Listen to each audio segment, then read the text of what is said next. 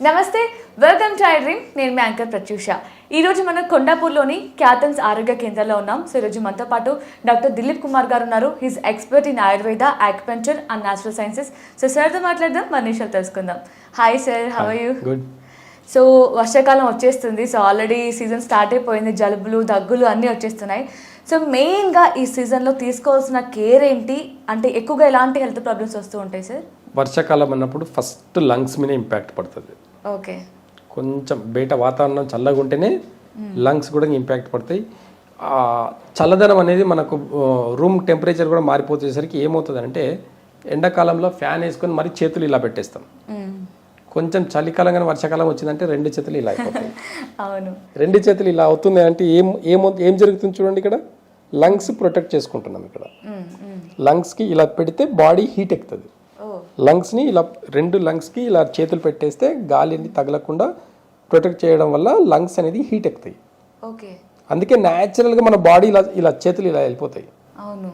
ఇది ఈ సైన్స్కి అర్థం కాదు. ఇది ఎందుకు ఇలా పెడుతున్నాం అని అంటే సైన్స్కి అర్థం కాదు. ప్రొటెక్ట్ యువర్ బాడీ వార్మ్ గా అనిపిస్తుంది అని ఒకటి మాత్రమే. బయట వాతావరణం చల్లబడుతుంది, నీ బాడీ న్యాచురల్ గా హీట్ చేసుకోమని న్యాచురల్ గా నీ సబ్ కాన్షియస్ చెప్తుంది. ఇది నీ మైండ్ తో చేసే పని కాదు, నీ సబ్ కాన్షియస్ చేసే పని ఇది. కాబట్టి న్యాచురల్ గా ఇలా పెడతాం. ఓకేనా? ఎవరైనా ఇలా పెడుతున్నారంటే వాళ్ళు లంగ్స్ ప్రొటెక్ట్ చేసుకుంటున్నట్టు. లంగ్స్ లో ఎక్కడో ప్రాబ్లం ఉంది, ప్రొటెక్ట్ చేసుకున్నాడు. ఫీవర్ వచ్చినప్పుడు ఏం చేస్తాం మనం? ఇలా అంటాం. కాఫ్, లంగ్స్లో ప్రాబ్లమ్స్ వచ్చినప్పుడు ఇలా చేసుకుంటాం. ఎందుకు చేస్తున్నాం ఇదంతా కూడా నేచర్ యొక్క గొప్పతనం. అది ప్రకృతి మనకి ఏం చెప్తుంది, ఎలా నేర్పిస్తుంది, ఏం ఫాలో చేయమంటుంది అనేది బాగా అబ్జర్వ్ చేస్తే ఏ సీజన్కి తగినట్టుగా ఆ సీజన్లో వచ్చే ప్రాబ్లమ్స్ని చాలా సులువుగా అరికట్టవచ్చు.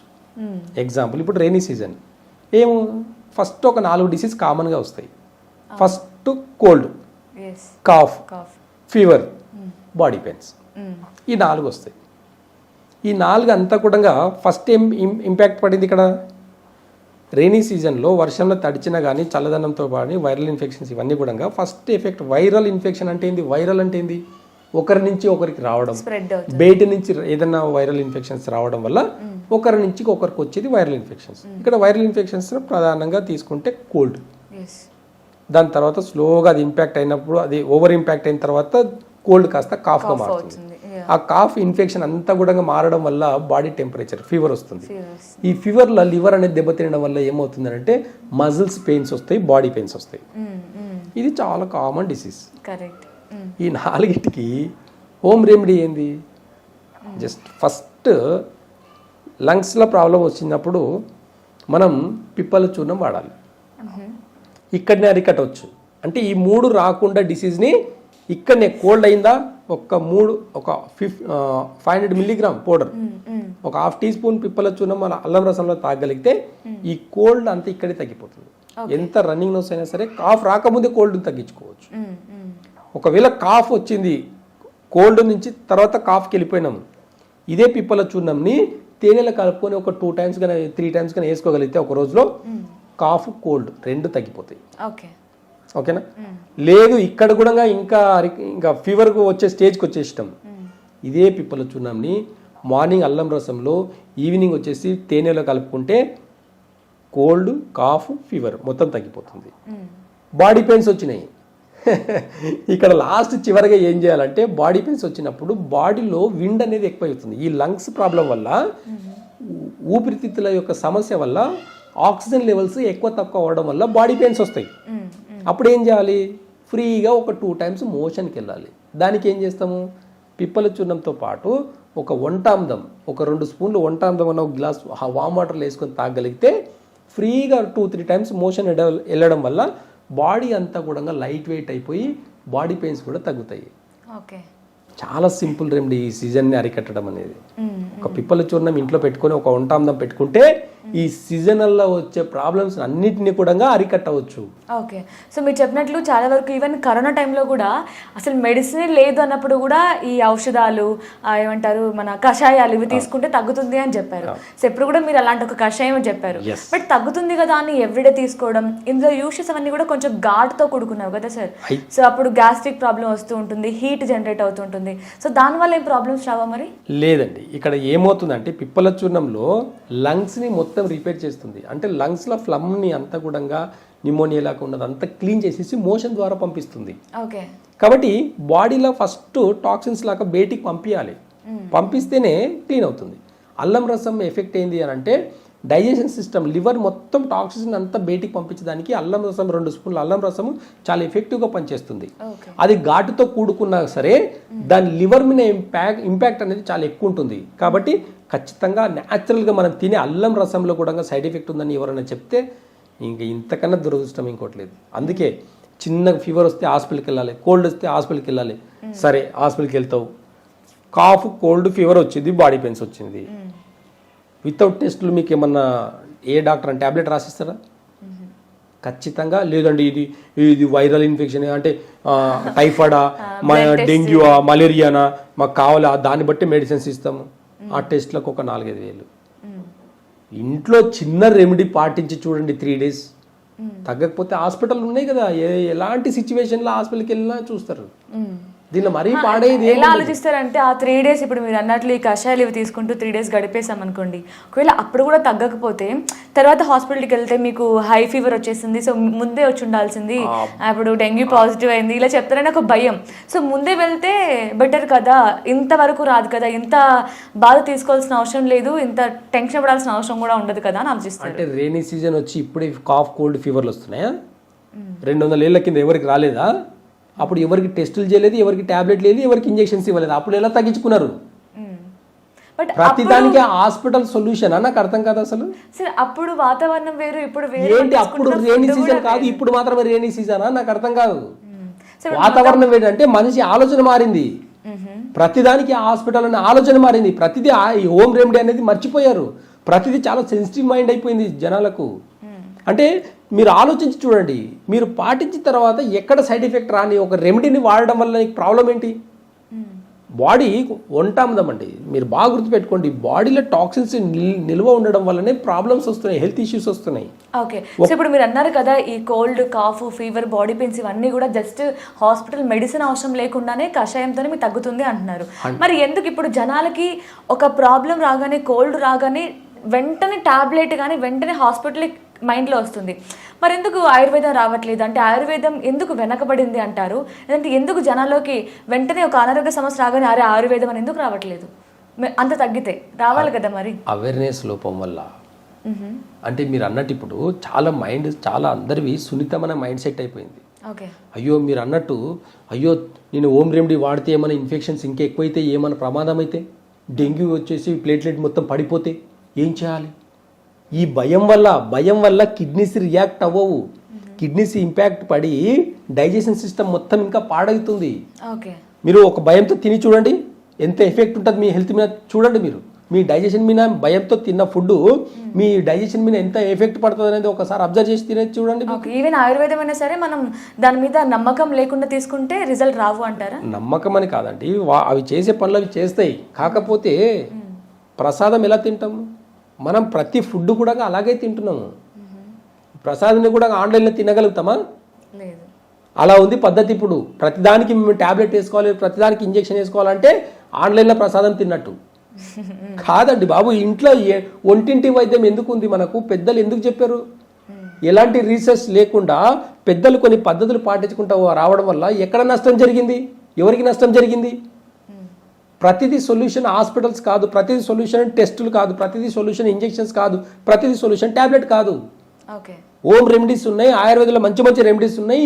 ఎలాంటి ప్లేట్లెట్ డౌన్ అయితే సరే, ప్లేట్లెట్ డౌన్ అయితే చాలా మందికి ఒక అవేర్నెస్ ఉంది. ఏంటి? పప్పాయ ఆకులు కషాయం తాగితే ప్లేట్లెట్స్ కౌంట్ పెరుగుతుంది. చెప్పట్లేదా? పప్పాయ కషాయం ఎందుకు తాగాలి? అది కాదు, ఆయుర్వేద కాదు అది. వంటాంగం తాగితే ప్లేట్లెట్ కౌంట్ పెరుగుతుంది. ఎంతమందికి తెలిసింది? పిప్పల చూర్ణంలో లంగ్స్ మీద పనిచేస్తుంది, లివర్ మీద పనిచేస్తుంది, కిడ్నీ మీద పనిచేస్తుంది, ఇంటెస్టిన్ మీద పనిచేస్తుంది. బాడీని బ్యాలెన్స్ పెడుతుంది టెంపరేచర్. ఒక పిప్పలు చూన్నాం, వాడి చూస్తే కదా తెలిసేది. వాడకుండా నేను ఇదంతా ఫేక్ అని కొట్టేస్తే అవగాహన లోపం వల్ల ఈరోజు హాస్పిటల్ ఇన్ని గానం కట్టారు. 30 ఏళ్ళ 40 ఏళ్ళ కింద లేని హాస్పిటల్ ఈరోజు కొన్ని కార్పొరేట్ హాస్పిటల్ చూస్తుంటే షాక్ అవ్వాల్సి వస్తుంది. బిల్డింగ్లు చూస్తే 10 అంతస్తుల బిల్డింగ్లు ఎందుకులేండి, ఇంకా 2000 బెడెడ్ హాస్పిటల్స్ వెయిట్ చేస్తున్నాయి. ఆ బెడ్స్, హాస్పిటల్ యొక్క బెడ్స్ మీలాంటి వాళ్ళ కోసం వెయిట్ చేస్తున్నాయి. వెళ్ళండి. ఇంట్లో ఉన్న రెమెడీస్ వాడి చూడడానికి భయపడుతున్నారా మీరు? మీ భయం వల్లనే మీ డైజెషన్ సిస్టమ్ ఇన్బ్యాలెన్స్ అయిన తర్వాతనే ప్రాబ్లమ్స్ పెరుగుతున్నాయని అవగాహనకు రండి మీరు. అప్పుడు తెలుస్తుంది మీకు ఆయుర్వేద యొక్క మూలం ఏం చెప్తుంది, రూట్ కాస్ నుంచి ఎలా ఈజీగా తగ్గించుకోవచ్చు అని చెప్తుంది. ఈవెన్ జనాలకి బాగా అర్థమయ్యేలా చెప్పాలి అంటే ఒక వర్డ్లో, ఈవెన్ డాక్టర్స్ కూడా ఎన్ని మెడిసిన్ రాసినా కూడా వెంటనే ఈ మెడిసిన్ తీసుకుంటూ ఈ ఫుడ్ని మెయింటైన్ చేయండి, ఈవెన్ పప్పాయ తీసుకోండి, ఎక్కువ దానిమ్మ తీసుకోండి, మీరు అన్నట్లు ఇందాక బ్లడ్ సెల్స్ పడిపోయినప్పుడు. సో అప్పుడే జనానికి అర్థం కావాలి కదా, మెడిసిన్ ఒకటే కాదు సొల్యూషన్, దాంతోపాటు ఇవి కూడా మన ప్రకృతిలో ఒక భాగమైనవే కదా, ఫ్రూట్స్, ఫుడ్, ఇవంతా కూడా. అందుకే ఏదైనా సరే ఫస్ట్ ఒక ప్రాబ్లం వచ్చినప్పుడు ఆయుర్వేదంలో పథ్యం పెడతాం.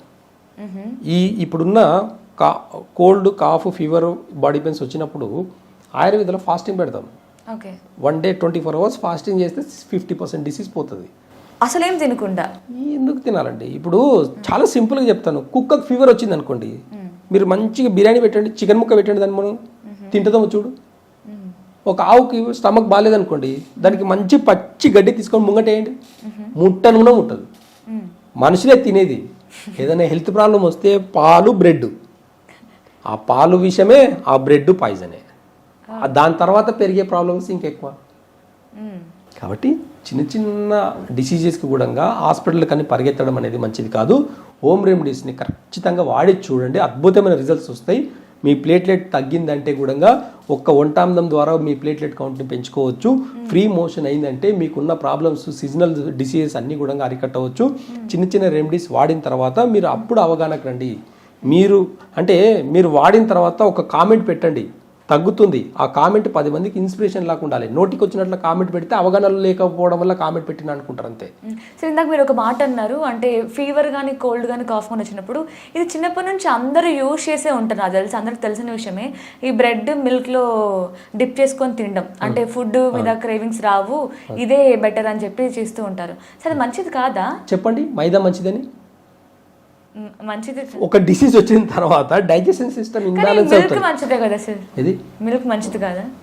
అయితే ఒక పని చేయండి, మీ పిల్లలకు కాఫ్, అస్తమా, దగ్గు ఇవన్నీ వచ్చినప్పుడు పాలు ఇవ్వండి, పెరుగు పెట్టండి, నెయ్యి వేసి పెట్టండి.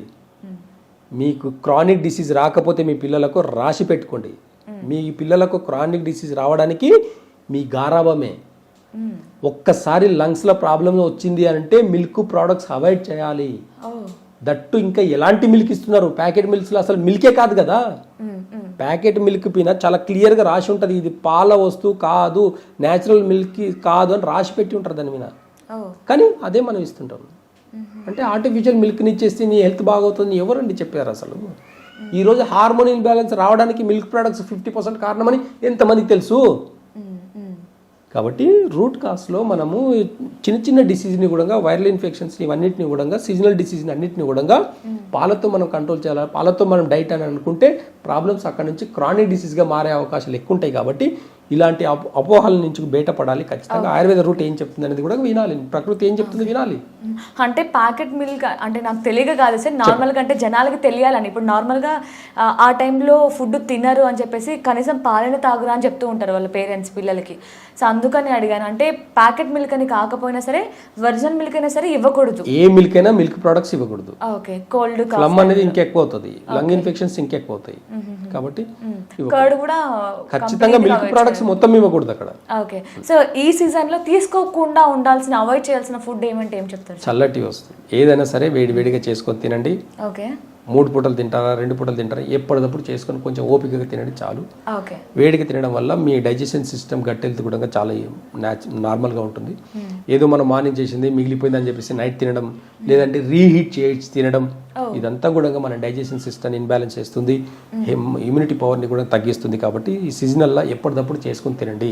ఓకే, ఇంకొక డౌట్ ఏంటంటే మనకి రైనీ సీజన్లో బనానాని కొంతమంది అవాయిడ్ చేయమంటూ ఉంటారు, బట్ కొంతమంది బనానా మంచిది, హెల్త్కి డైజెషన్కి యూజ్ అవుతుంది కదా అని చెప్తూ ఉంటారు. సో మీరేమంటారు, రైనీ సీజన్లో బనానా అవాయిడ్ చేయాలా తీసుకుంటే? బనానా అనేది హెవీ డైట్. ఓకే, బయట వాతావరణం వర్షం పడుతుంది అని అంటే బాడీ అనేది చల్లబడుతుంది. ఆ చల్లబడడం అప్పుడు తిన్నప్పుడు ఏమవుతుంది అంటే అది ఇండైజెషన్గా మారుతుంది. హెవీ డైట్ బనానా అనేది మీరు 2 బనానా తింటే కడుపు నిండిపోతుంది మీకు. కరెక్ట్, అవును. కాబట్టి హెవీ డైట్ అనమాట. అది డైజెషన్ అవ్వాలంటే బాడీ టెంపరేచర్గా ఉండాలి, హీట్ ఉండాలి. బాడీ హీట్ ఉన్నప్పుడు తింటే అది దానికి ఉన్న స్ట్రెంత్ కూడా మనకు వస్తుంది, దానిలో ఉన్న పోషకాలు కూడా మన బాడీకి వస్తుంది. కాబట్టి మనం బాడీ చల్లగా ఉన్నప్పుడు బనానా అనేది తినకూడదని చెప్తుంది నేచర్. ఓకే, సో బనానా హెల్దీనే, బట్ ఈ సీజన్లో తీసుకోకూడదు. సో బయట వాతావరణం చల్లగా ఉన్నప్పుడు, మనకి కోల్డ్ కాఫ్ ఉన్నప్పుడు బనానా అవాయిడ్ చేస్తే మంచిది. సో నైస్ సార్, చాలా బాగా చెప్పారు. Thank you so much. Thank you. And for more videos, Please subscribe to iDream. Please subscribe to iDream. Please subscribe iDream. And please subscribe to iDream. For more videos, subscribe to iDream. please like, share and subscribe to the channel. Congratulations, iDream. Subscribe to iDream. Subscribe to iDream. So subscribe to iDream Media. iDream ki iDream team andarki huge congratulations. Please subscribe iDream Media. Please subscribe to iDream. Subscribe iDream. Please subscribe to iDream. iDream అంటే నా కళల ఛానల్ను subscribe చేసుకున్న నోరు తిరుగుతలేదు, మీరైతే గంట గుర్తు కొట్టండి. For more such videos, please subscribe to iDream. Subscribe to iDream. Please subscribe to iDream. Please subscribe iDream Media. Please do subscribe to iDream. Please subscribe to iDream Media. For best entertainment and information, please subscribe iDream. And don't forget to subscribe to iDream.